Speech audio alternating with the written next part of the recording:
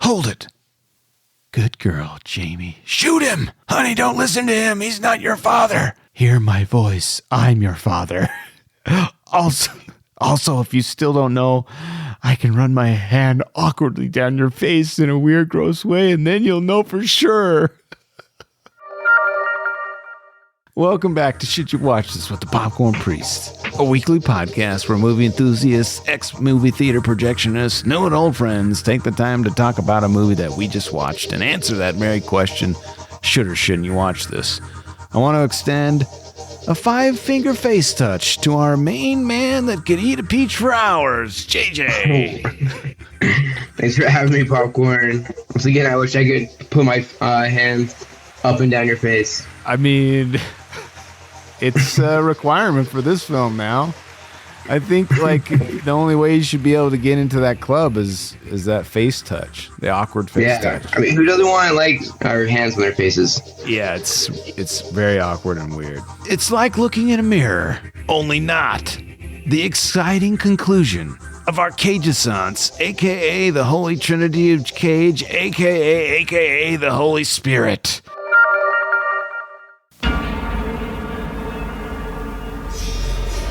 I've been chasing this guy ever since I joined the force. He has no conscience, and he shows no remorse. He's the mastermind behind numerous bombings and political assassinations. He has a felony list a mile long: murder, arson, kidnapping, terrorism, you name it.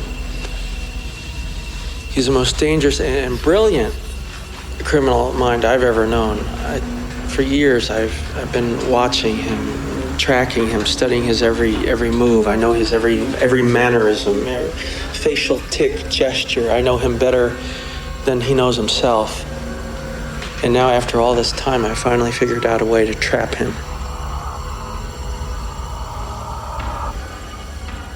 I will become him. Dude. That's the trailer. Can you imagine? Love it. Do you remember that? I don't remember that being a trailer. That's a wild, like, interview type trailer. I did see Face Off in the theater, and what an experience that was. I can't imagine. I mean, I can now because I've seen it, but it seems like it would have been somewhat more crazy because of some of the way they shot the special effects. Mm-hmm. There's some crazy stuff in there. Oh, for sure. When they take their faces off, is that what you're referencing? Yeah, the face-off part of Face-Off, yeah. Oh, man. Let's jump right into trivia, man. Yeah, let's hear it. Let me tell you something, pendejo. All right, popcorn trivia. I've got a few. I had to front load by the numbers last week, so there's not as many trivia points today. But okay. I've got some really good puzzles. I've kind of overloaded my puzzles with trivia as well. So it's going to be a feast for your ears. Co-screenwriter Mike Werb, his name is Werb, got the idea for the face surgery from a friend who had a hang gliding accident. They had to remove most of the skin from his face, reconstruct the bone matter, and then put his face back on. That's how he wrote the movie. Yeah. That's crazy. We owe this movie to a hang gliding accident. Most of the stunts, speaking of accidents, most of the stunts in the movie were done without the use of any digital effects. Yeah. I mean, there wasn't a ton going on in 97. I mean, that's what I love about this movie, too, is like the practical effects that Wu always does. Yeah, they're awesome. All the slow-mo stuff, as much as we make fun of John Woo with slow motion, it's kind of cool. Yeah, I'm for it. According to producer Barry M. Osborne, most of the challenging action scenes, including the fight on the deck of the boat and the airplane going down the runway, were originally planned as green screen shots, but they filmed them practically to support the realism of the story. We've said this in multiple pods, but we respect when movies just do it for real, and it looks so much better, and it's just so rewarding. Yeah, we're not there yet where, I mean, you having supporting CGI effects to support the real main action sequence is fine, but like do what we're looking at in camera. And that's why I appreciate so much what Tom Cruise does, because when you see his face, he's the guy doing it, you know. So yeah, TC. Yeah, we reference him every pod too. Yeah, this might we have a love. We're like Oprah. We want him to come jump on our couch, you know. We just respect him and love what he's doing. We love it. The studio wanted John Woo to take the slash out of the title. He kept it so people wouldn't think it was a hockey movie. I love the slash. I love the slash too. The magnetic boots. You're gonna love this. I put this in for me and you, but the magnetic boots the prisoners wear in the prison are the same boots worn by the Goombas in Super Mario Bros. From 1993. Whoa, you're right. Costume designer Ellen Mirojunik made over 200 boots for that movie. Some metal, some plastic. The metal boots weighed about 25 pounds each. It's really heavy boots. Yeah, I love that Super Mario Bros. Is setting trends though. Yes, and trends in Super Mario. Have you seen that movie? Not for a while. It is weird, even when I saw it when I was a kid.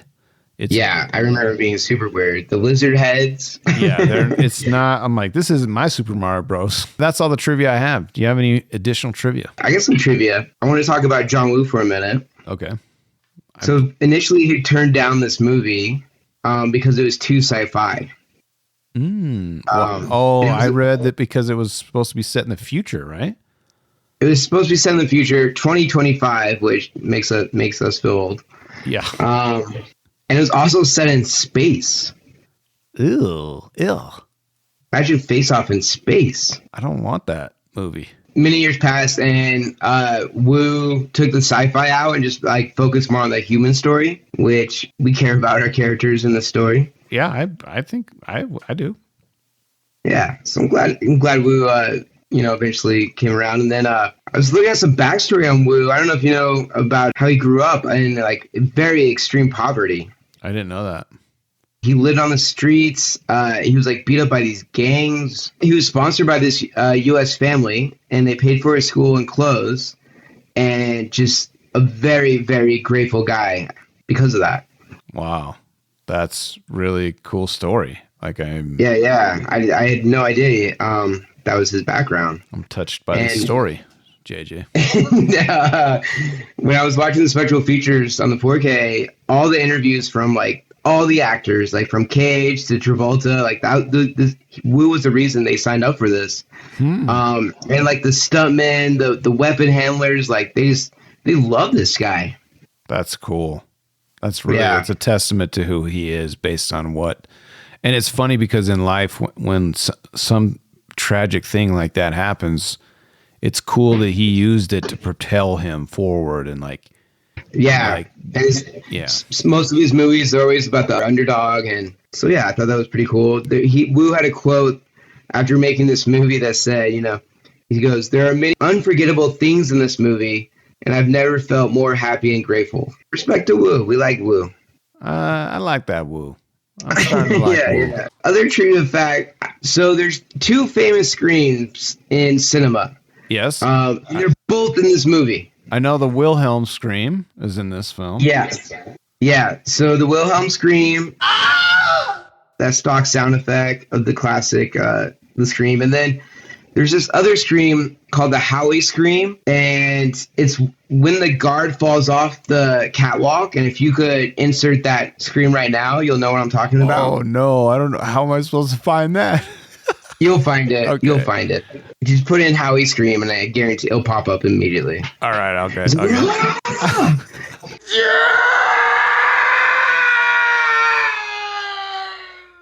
Okay. Got it. So I just like that Face Off, is paying a homage, a nod to classic cinema using these screams. I like that. Whenever I hear the Wilhelm scream, it makes me smile. And then my last trivia was the alternate ending I wanted to talk about. Ooh, yeah. I put that in, I think, puzzles, maybe. Okay, well, that would be no, we can talk about it right now. Let's talk about it right now. There's an alternate ending where Sean Archer comes home. He doesn't have the kid, and he's looking in the mirror, and then all of a sudden he turns into Castor Troy. Oh yeah, dude! I saw this ending because I was reading about it, and I'm like, "What? There's an alternate ending." I had to immediately watch it, and the wife, Joan Allen, walks in and gasps, and then he switches back to Sean Archer. Oh, there's another ending too, where she comes into the bathroom and he's staring into the mirror, and then he turns around and hugs her, and then Travolta like kind of gives a smirk. That like, uh-oh. I guess the studio shut that down because Wu wanted like a Hitchcock ending where you didn't know who was who in the end, and the studio was like, nah, this makes no sense. I kind of agree with the studios on this one, but I think I'm glad higher voices prevailed, but it's interesting. I like knowing that it's there and I can see a different version of what it could have happened. Yeah, I mean, we like that he comes home with his, enemy's kid. Yeah. And they do the face touching. Yeah. That's our ending. Yeah. I forgot that he adopts the guy he murders. Yeah, he's like, I'm just going to take this villain's kid and everything's going to be all right. Yeah. His daughter turns completely normal. Oh, yeah. She's like way emo and goth. And then and by the end of it, she's got like pigtails and like little everything's all right now. Yeah. We got a new boy. It's so funny. Man. Well, I don't know if we can do this, but beefs are next. Let's do it. All right. Where they at? Beefs.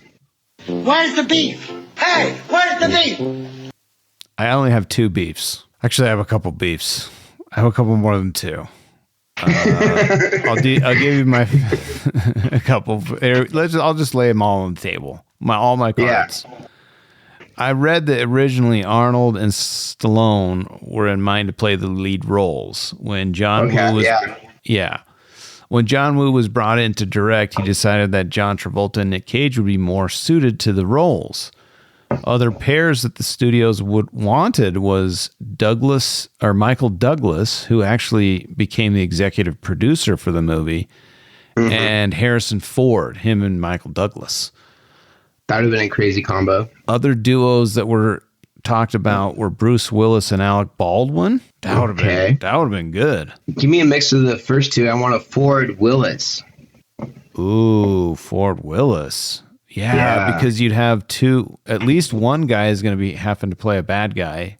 Well, both of them will. Play bad guys. Yeah, both of them will. I like that. But have Ford in the Sean Archer role. Yes. And then make him go bad. In the Castor Troy. Yeah. Yeah. Oh, woof. Yeah. That's starting to percolate, man. That's good. Some other duos were Jean-Claude Van Damme and Steven Seagal. That would have been the craziest one.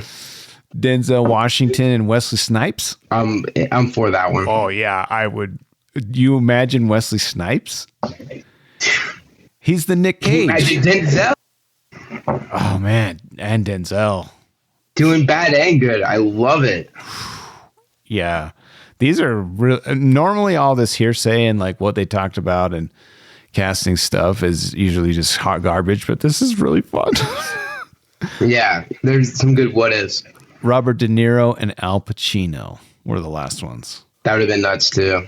I mean, I don't think they could have handled Wu could have handled them. Wu can handle them, yeah. Yeah, I think they would have. It wouldn't have worked.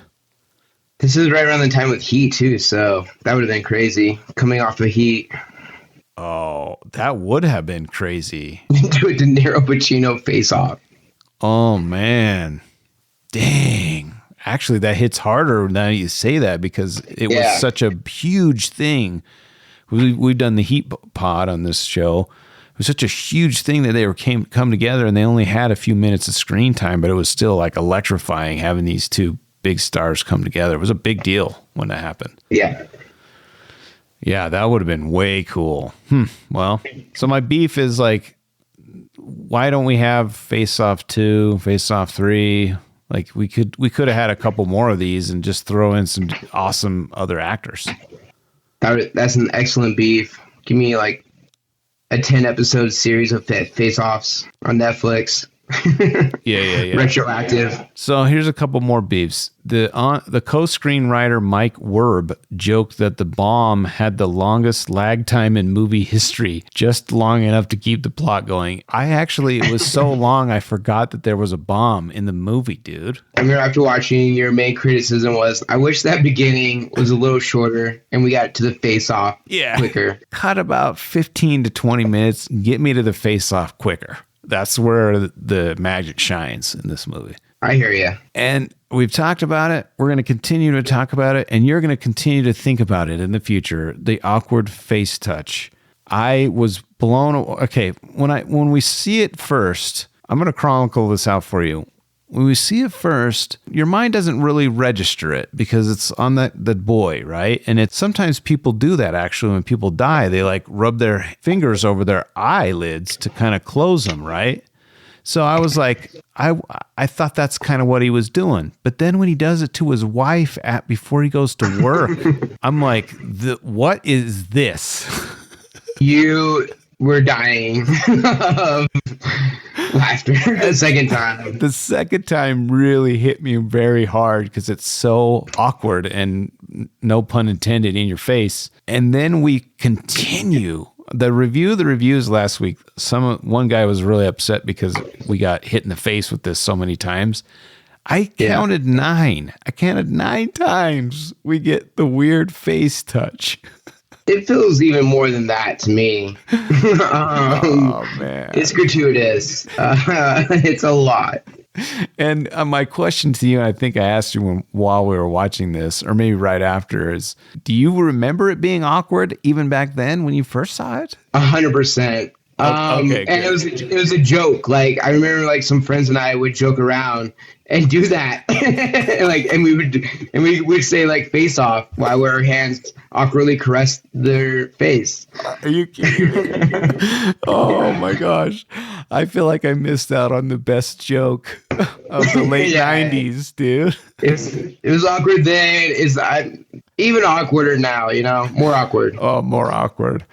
Oh man, so that's a beef, and really I've already mentioned it, but the wife, I feel like, can he get a little more attractive wife, maybe a couple years younger? That's all I'm saying. I mean, we know Joanne's a big fan of the pod. I think it was just like her. That's what John Woo wanted. There's some interviews with Joan Allen. She's looking pretty good, I might say. Just not in this movie. She looks like an old maid. Like. Yeah, he served. He's got love handles too, bro. Yeah, like he deserves a little bit. You know, get a better hairdo, something. Do you like the character though? Like, do you think she's like a believable wife and a believable doctor? Yeah, I think her acting is great. Just maybe make her not look so homely. She's a great actress, and I think she did wonderful in the role. But she just seemed a little old fashioned. Yeah, I mean, Travolta's John Travolta, you know? Yeah, he deserves a little. I mean, he's not batting that low. All right, dude. Do you have any other beefs? Yeah, I got a great beef that segues into the wife. When she takes the blood from Castor Troy, we both were like, we would instantly wake up. She pokes him with the needle in the bed and like nothing, and somebody's stabbing me with a needle, like drawing my blood. I feel like I'm gonna wake up. Yeah, Travolta just kind of goes, okay. Yeah. I mean, he's had a long day. He is wearing somebody else's face, but I feel like it'd be noticeable. That's right, he is wearing someone else's face, but you would notice a freaking needle prick. I would go, oh yeah. Exactly. Instantly come out of sleep. The second beef is when the brother and sister kiss, Gina Gershon and her brother. Yeah. His brother's shot in the neck, and they kind of have an awkward kiss. Yeah, it's a little too much. To make it worse, apparently were way longer ones that they cut out. Excellent choice, Woo. Yeah. It was improv, and like Gina Gershon's on this interview. She's like, yeah, I felt like that's what my character would do. So it's gross. I don't like it. I don't like it either. Beef it. Beef it out. Nick's beef is like, I do love this movie and the practical visual effects, but like some of the stuntmen are just way too noticeable. I mean, John Woo is a stunt guy. He comes from the, China kung fu movies and stuff. The police. Yeah, this is gun fu. The stonework is incredible in this movie, but just it's so noticeable. It takes me out of the movie. Way featured heavily. Yeah. Yeah, like give him like a little more noticeable hairstyle like Nick Cage has or Travolta, and I don't know, just small beef. Yeah, I think it's a small beef too, but if you watch it, the stunts are pretty spectacular. Last beef is probably my biggest beef. You don't like Joan Allen in this movie. No, I don't like Pollux, the brother. Yeah, I don't either. I don't know what he's doing. He's doing the hello, brother. Yeah, he's just weird. If I could recast him, give me like an Ed Norton at this time. Ooh. He would have played a really creepy dude. And I also read Wahlberg turned down this role. Oh, I read that too. Give me Wahlberg in that role. That would have, I don't know.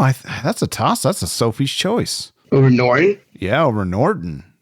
I mean, yeah. Give me Norton. That's going to be like one of his first movies. Yeah, that would be great. Perfect role, supporting role for him at that time. These are some good beefs, man. I'm in on all of them. Yeah, some small beefs, but doesn't take away my enjoyment of the movie. Agreed. All right, let's get into popcorn puzzles. A sphincter says what? What? A sphincter says what? What? Exactly. In my research, I found some interesting puzzles that I didn't know I had that got solved, and then other ones that came up. So okay, there's a lot. I was like really intrigued by my research. I did more research on this than I normally do on movies because I was just pretty fascinated with how a movie like this got made and what happened during the filming, and all that stuff was really more interesting to me. But anyway, so the scenes of Adam listening to Over the Rainbow on his portable headphones was John Woo's idea and not part of the original script. Paramount Picture, listen to this. I was going to put this in numbers, but I felt like it was better here. Paramount refused to finance the extra scene, and John Woo had to use his own money to make it happen. He was later paid back as the film turned out to be profitable. A similar scene can be seen. Another Woo move. Yeah, exactly. So I just thought that was cool that he gave a crap about it. Yeah, and I know that seems ridiculous. I love it every time it's on. I've only seen this movie once, but the next time I see it, it's gonna this whole full charming song, basically with slow motion, action shots. Like, give it to me. Yeah, I was enthralled, and I think I'll appreciate it more the second time around. Yeah. I'm assuming Wu just wanted the perspective of the kid in that crazy environment. Yeah, I think it's interesting and fun and also wild at the same time. When Dubois is attacked by the guards at the prison, he dodges behind a box marked InGen. It's the company that cloned the dinosaurs in Jurassic Park, dude. Whoa, this takes place in the Jurassic Park world? Yeah, that's what they're saying. That's what I'm saying. Can you imagine a face-off Jurassic Park crossover? I mean, there's a lot of genetic stuff going on. I think there could be a lot going. I mean, it boggles my mind that they just make more of this stuff and make a universe like a John Wick universe. You could bring in famous people each time, like I said last week and this week. In early drafts of the script, Archer went to Castor's mother's place to hide out. The writers wanted the mother to be played by Elizabeth Taylor or Jack Nicholson in drag. What? Castor Troy's dad is Jack Nicholson in drag? That's on another level. That blew my mind. Puzzling that they didn't pull that off, because that would have been on an even crazier curveball. I mean, you every now and again you're like, the scene when he's playing the priest, you're just like, what is this? And then I think they should be blowing you with those things, man. Boom, boom, boom. Surprise, surprise, surprise.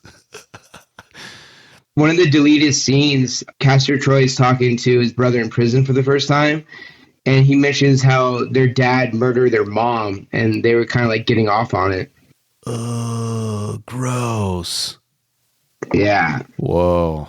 Yeah. So to have Jack Nicholson play that character, I don't know, that kind of went in crazy. That would have been way crazy. But put it in, it's Face Off. There's no rules. There's no rules. There is no rules. Yeah. Whatever you want to do is fine. Get this. We talked a lot about the guns, the golden guns last week and how cheap they were, like to buy. Weapons coordinator Robert "The Rock" Galati Okay. made 5 gold pistols for the movie. One was pre-sold to Planet Hollywood. Are the other ones in Massive Talent the only other ones from the actual movie? Like, are there 2 lost pistols out there that we're unaware of? Because only 2 were sold, and one isn't the Paramount or the Planet Hollywood. Where are the other 2 guns? Where is the one at Planet Hollywood? Because where is Planet Hollywood? Where did that go? That's not there. There's 3. There's 3 guns out there that are unaccounted for. I hope Nick Cage has a pair. I mean, I would love for him to have a pair to go with this dinosaur skull. John Travolta and his stand-in did not get along well with each other. What? That's what I'm saying. Surprise! It was a puzzle. The stand-in tried to sabotage the production to where it got quite legal. He got fired midway through. One of the extras in the jail scene was trained by Nicolas Cage's stand-in to stand in for Travolta, who still works with him to this day. What a crazy story. Yeah, how can you not get along with John Travolta? I don't know, man. And then the extra guy became Nick Cage's like stand-in for, he still works with him. It's cool. Yeah, when it's your turn to step up, you take the opportunity. Correct. Exactly. All right, after escaping from the prison, Archer steals a beige Volvo. Get this. I don't know what Nick Beard figured this one out, but he stole a beige Volvo. In The Rock, Nicolas Cage's character says he drives a beige Volvo. Also in Con Air, the second of the Holy Trinity, Cameron Poe drops the dead body of Pinball from the plane and it falls on a beige Volvo. Oh, wow. Yes, I love dude. it. You're right, yeah. I just hit my face on my mic. I was so pumped with that connection. That's a good one. All 3 too, are like prison movies, involve prison. That's true. It is. It's becoming. That's the trilogy is becoming solidified for me. Like at this moment in our 6th episode of the Cage Assance, it's now starting to congeal, dude. It's very cool. You see the final form. The final form, like some boss you fight in a video game. Yeah. The final form. Yeah, exactly. I've now foreseen it. The special edition DVD contains several deleted scenes, and most notably the alternate ending, which we already talked about. But that was a pretty big puzzle for me that existed. Glad that we got that taken care of. The first real life face transplant was accomplished. When do you think this was accomplished, JJ? Like 2010. Oh, that's good. 2012. Okay. It was done on Richard Norris, who'd accidentally shot himself in the face with a shotgun the same year the movie came out. What the crap? Wait, so Dick Norris had a gunshot wound from 97 to 2012? I mean, first of all, you're on Dick notice with Richard here. You're on first name basis. Yeah. Okay. Yeah, we are. So Dick Norris, he shot himself in the face in 1997, and he's looked like what, the Phantom of the Opera until 2012. I'm just glad it worked out for him. Appreciate technology. I love your positive spin on that. We do. I mean, we I do. want Dick Norris to have some busted face for over. He's already had it for over 15 years. I think you're a very good human being, and Dick Norris does he deserves it. He's got to be careful with shooting those guns. What do you think? Did his face reject the other face? Do you think your face would be like, this isn't my face, I want off? Can you pick what other face you want? Like, can you pick your faces? Is it like a catalog where you're like, all right, do you want? It's like you're creating your avatar in a video game. You're like, I want a little bit bigger eyebrows. Is that where we're at right now? Like almost 15 years later? I mean, maybe we can just print faces for people. Ooh. What if you wanted to print a face for like a buddy of yours that you're like, I'm sick of looking at his face. Yeah. What if we did a face off? Oh, man. I was thinking about that actually last night while I was watching The Amazing Race, which is a beautiful show that I watch. And I thought about us just kicking trash at that game. And like, because we could face off. It would be easy. Yeah. I feel like I could be you and you could be me. In order to win the race, we must become each other. Yeah. In order to win the Amazing Race, we have to face off. Yeah. Face off. Perfect. The switching of the bodies doesn't make sense to me. That's my last puzzle. And it was brought up last week. Yeah, it's a puzzle. Because he talks about his scar so much. He's like, I want to keep this scar because it reminds me of the death of my boy. But the thing is like, you're not getting his body, dude. And when you come back, you're going to have your scar, dude. Because your body doesn't change. They say they can add the love handles, but how are they going to reverse those? Yeah. There were some, you have to just go with it, right? You just have to. It was a puzzle to me, but like you just have to abandon it. You just have to abandon it. Yeah. When they do that surgery, though, that scene, and they have they're on the table getting ready to have their faces off. Yes, I remember. You know, those were dummies? Yes, they were. I read that. I thought they were real, but they were like made of silicone skin, and they like had real hair and would punch in like individually each hair, that's a lot of chest hair. That's a lot for Nick Cage. He was lots of chest hairs on that guy. On the special features, the screenwriter is being interviewed, and he has those bodies on his wall in his office. No. Yeah, so every time they show him, I'm just looking at these shirtless dummies of John Travolta and Nick Cage on his wall in his office. Is just the torso, like the belly up? Yeah, it's the belly up. And it's just skin. It's just skin. Just lots of chest hair and skin. What about the face? Is it the right face on the right body? No, it has like the kind of the face cut off. It's just the body. Oh, okay. But I think he has like the actual faces, like the ones that were just hanging out in the bowl of water. Oh, yeah. You know? I think those are like by it. The face-off bowl? Yeah, the face-off bowl. We're just going to put his face in this like bowl of water next to the table. Yeah, we'll just keep it here until you come back. Oh, man. Do you have any other puzzles? I had a puzzle just with when the prison scene, which is a really cool prison and well designed. It's really fun.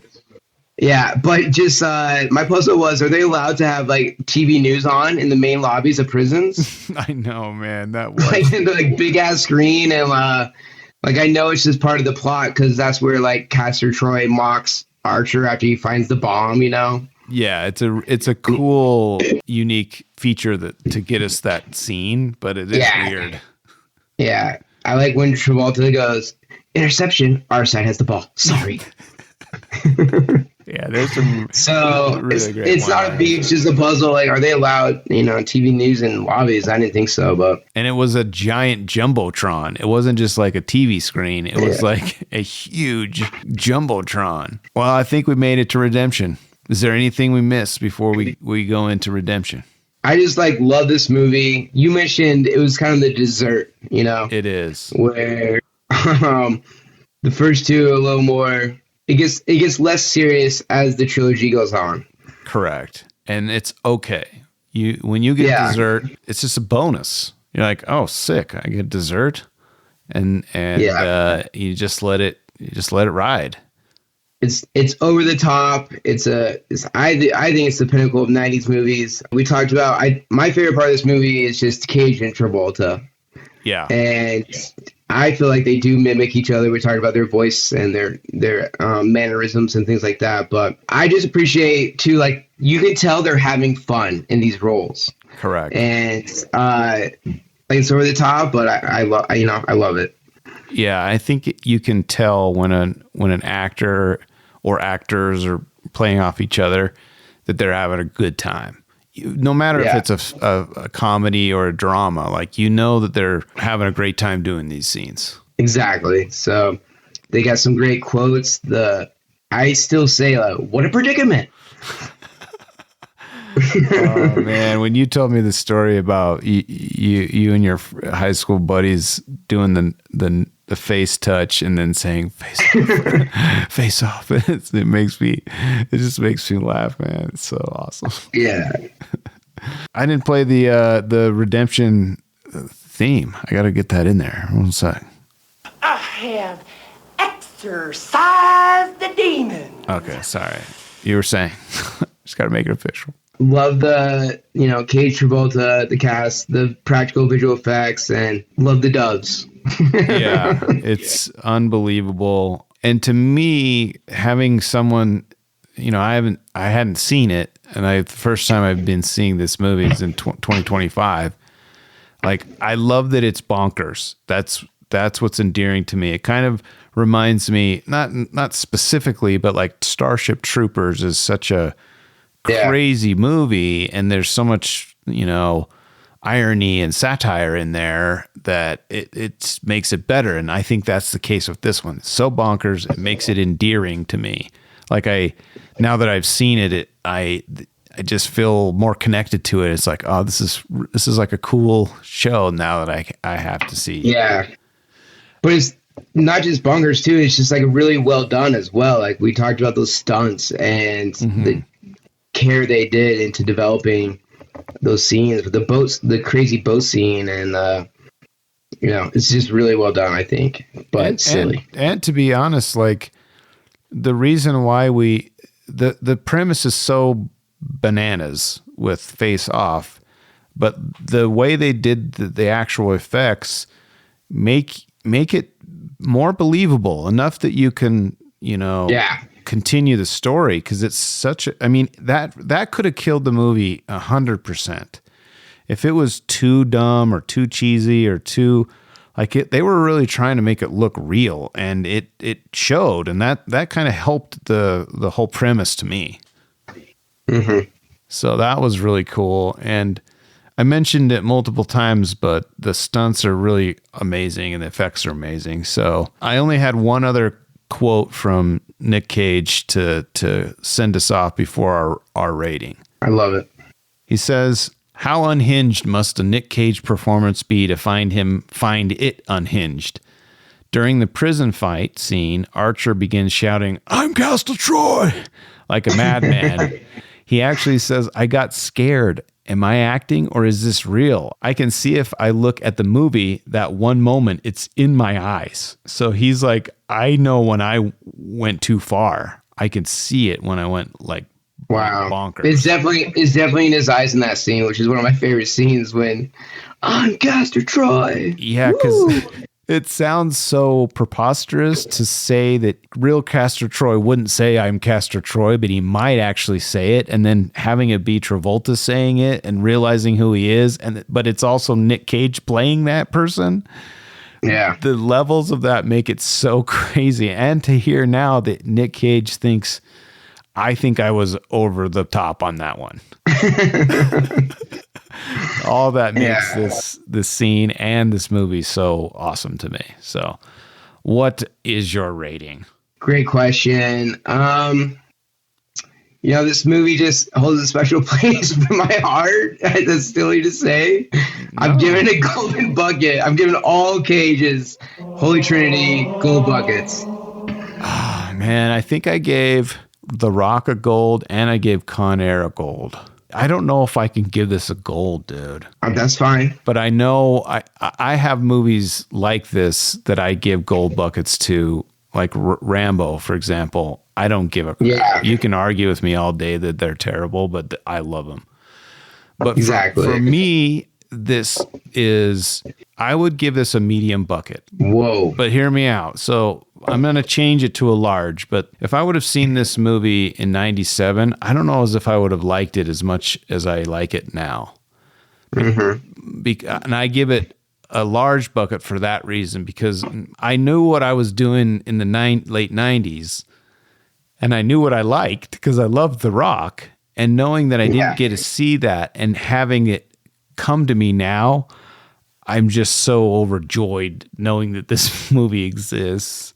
And I gotta give it a large for that, but I can't go golden. I can't go golden on the dessert. Respect. But what I can give a golden bucket to is the Holy Trinity in and of itself. They're together, they're stronger, and it makes Face Off a golden bucket. Together they are stronger. Together they're stronger. When you come apart, you're weak. Anything we miss before we sign off, and you'll be hearing from us the next 2 weeks from the net. Just thanks for coming on this journey. Like, I love these movies, and it was so fun to rewatch them. It's been a couple years for each one for me, and to look into them and how things were made and things like that. And it's just been a great experience. So thanks, my man. Yeah, and thanks to you, because I don't think I would have sought these out. And I think we need to have some deeper conversations to make sure that they're, other than Broken Arrow, if there's some other films from at least like your heyday that maybe I missed, because I probably could have, we should for sure review those ones, because I had that same experience with you when we were reviewing our Bond series with Daniel Craig. What a treat. Yeah, what a treat. But for me, it was like I got to live vicariously through you as you're getting to know these movies for the first time. Yeah, that's true. Watching Face Off with you when you were seeing it for the first time was, I just, because I knew some parts were coming up. And I'm waiting for your reaction on when the face touching scenes were going to come on, when they actually take their faces off, just some wild Nick Cage scenes, obviously. And yeah, the one with the priest, for sure. The priest, like, I was like, I can't believe this is real. This is awesome. Yeah.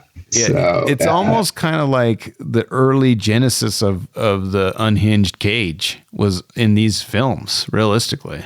For me, this is peak Cage. Peak. Well, I've had a great time, and I'm kind of sad that it's over, to be honest. But that's it. That's it for this week.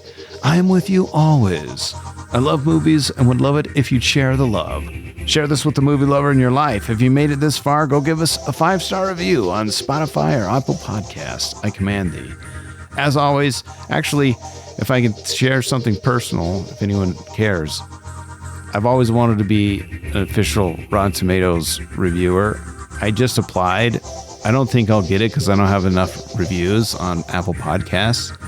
So if you can go give us a 5-star review, it would really make my day. So please do that, and it will help me get on Rotten Tomatoes. As always, thanks for listening, and thanks to my special guest. If I do a face-off in real life, I want to keep my nips, JJ. Yeah, keep those on.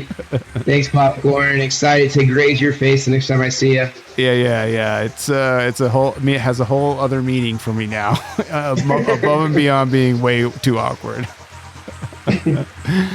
And as always, remember, when you watch movies, you can face in, you can face out, or even face off. But when you do, always bring the awkward face touches. We'll see you guys next week for the highly requested review of Sandy Bullock's Tour de Force, The Net, from 1995.